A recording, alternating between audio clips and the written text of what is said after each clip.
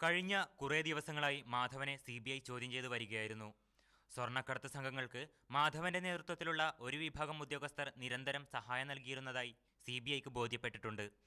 കേസിൽ അറസ്റ്റിലായ ആസിഫ, ആരിഫ, ഫയാസ് എന്നിവർ മാധവനിൽ നിന്നും മറ്റ് കസ്റ്റംസ് ഉദ്യോഗസ്ഥരിൽ നിന്നും ലഭിച്ച സഹായത്തെക്കുറിച്ച് CBIക്ക് മൊഴി നൽകിയിരുന്നു.